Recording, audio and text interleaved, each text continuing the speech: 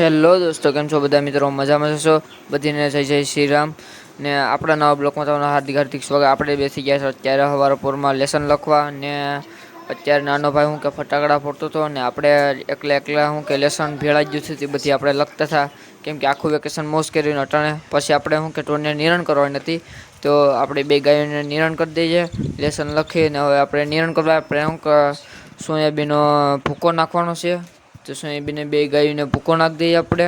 તો તમે હું કે કન્ટિન્યુ બ્લોકમાં જોડ્યા રહેજો ને આપણે તગારું નાખી દેવાનો છે, એટલે આપણે તગારું લેવા આવ્યા હતા અહીંયા ગઈ તગારું પેઢી સુધી ને તમે કન્ટિન્યુ બ્લોકમાં બન્યા રહેજો, લાઈક કરજો ને શેર કરજો ને શું કે આપણે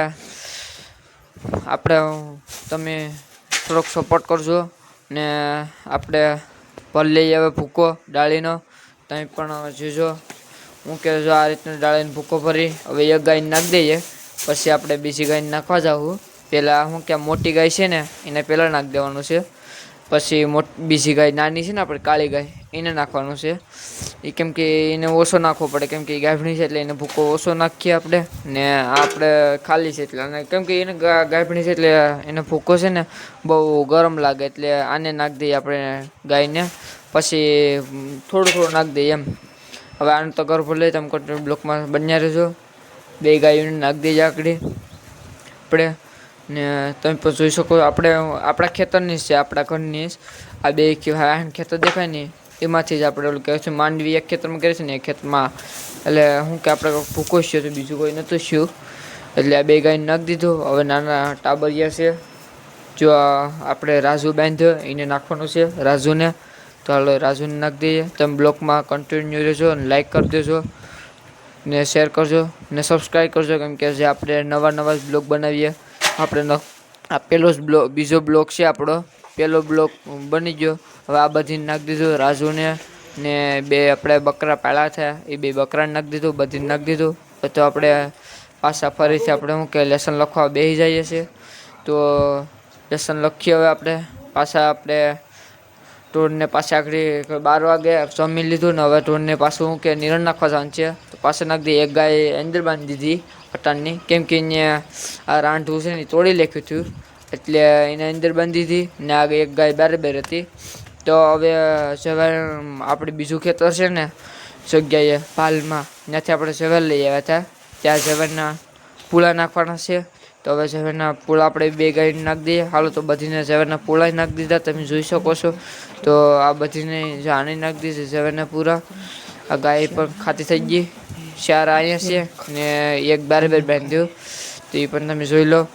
તો આપણે ટોળને બધી નિરણ કરી દીધી ને હવે આપણે જઈએ ખેતરમાં આટા મારવા. તમે જોઈ શકો આપણું આ બે ખેતર છે, તમને કીધું છે ને કે આમાં આપણે ઓલું કર્યું હતું, આપણું આ બે ખેતર છે તમે પણ જોયું છે, તમને કીધું હતું ને કે આપણે આમાં શું કે સોયાબીન ડાળીને ભૂકો કરતો.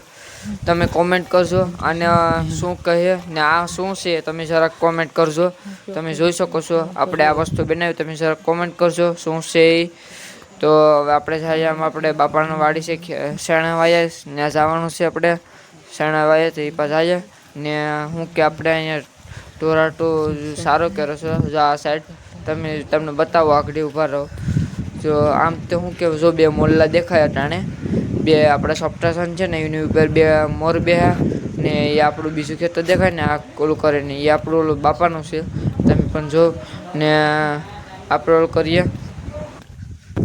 તમે જોઈ શકો એ બધી આપણું ઓલું જ છે ને આ મોલ્લા બે જો અહીંયા એક મોલ્લો ઉડી ગયો ને હવે એક બે બિચારો, તમે પણ જો ને શું કે હવે આપણે બાપાની છેણા છે ત્યાં જવાનું છે ને આપણે નિરણ તો આવી જ નથી લગભગ બ્લોકમાં, તો આપણે લઈ લઈએ ઘડી કરીને નિરણ પણ લગભગ આવી જઈશ ને આપણા બાપાના શેણા તમે જો ને આ એ મોલ્લો ઉડીને જતો એ જો આ જગ્યાએ બેહે ને એક મોલ્લો પાછો અહીંયા બેહે, બે હામાં મોલ્લા બેહે ને આ શું છે તમે જરાક કોમેન્ટ કરજો. અમારે જો આવું બધી ફળ ફ્રૂટ હોય છે જગ્યાએ ને અમારે શું કે વાડી વિસ્તાર હોય એટલે આવું જ મળે અમારા ગામડામાં.